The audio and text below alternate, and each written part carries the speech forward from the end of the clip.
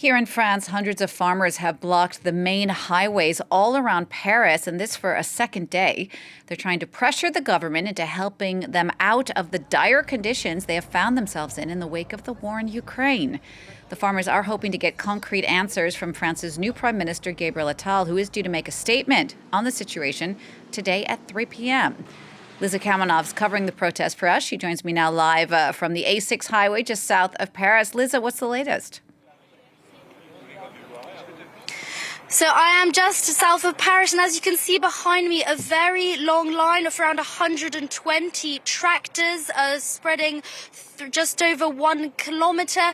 And these are the tractors in which a lot of farmers have spent the night. They've been sleeping in their vehicles and on the hay, and they are here camping out to put pressure on the government to meet their demands. And today is indeed a very big day for them.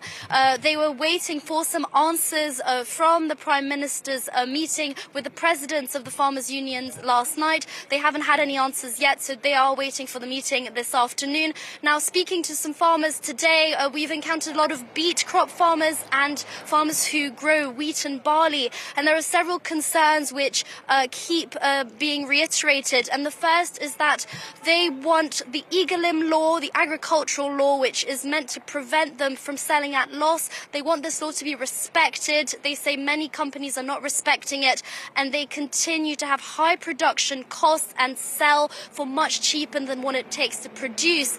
Another concern that keeps being brought up is, of course, France's additional strict regulations on farming on top of the EU-wide farming standards.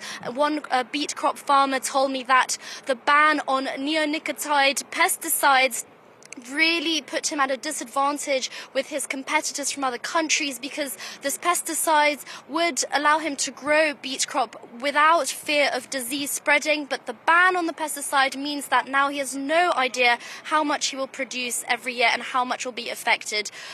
So a long list of around 140 points of concern. They are ready to keep going. They're not backing down, because they will not go home until they have until each point of concern has been addressed by the government, because they're very worried, not just for the current situation of their sector, but for the future of their sector as well. Liza, you've been talking to... In addition... Yes, go ahead. You've been talking to one farmer a shrimp farmer who told you something interesting. Tell us about that. Absolutely. So part of the camping here is that they don't just sit around here. They carry out mini operations where they're actually looking inside trucks coming from abroad that are bringing in imported produce. And earlier today, the farmers here found a truck filled with shrimp coming from abroad, but labelled with a French flag logo. Take a look. Prawns from Honduras, transported in a French lorry with a driver from abroad. It's just to get the message across.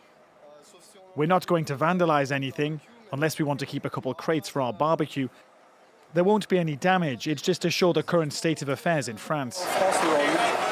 Now, Liz, as you were mentioning before, the new Prime Minister, Gabriel Attal, will be addressing this issue, among other things, in his address to Parliament at 3 p.m. this afternoon. What are the farmers expecting from Attal today? Well, I can tell there are mixed feelings here. Some farmers feel rather discouraged and said, frankly, they are expecting nothing. They said this has been a battle which they've been fighting year on year. Others were half encouraged after Prime Minister Attal introduced some initial emergency measures on Friday, especially when he said that there would be a phasing out of that they would prevent increasing cost of agricultural diesel, and also when he announced there would be sanctions on the companies who are not respecting the EGalim law.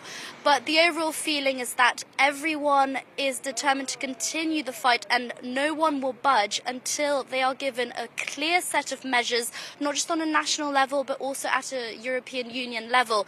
And we are expecting President Macron to bring up the agricultural crisis later this week at a European Commission summit on Thursday. And this will also be a very important day for the farmers, as they will be watching to see if the pressure that they've applied on the French government has also been transferred onto the Brussels.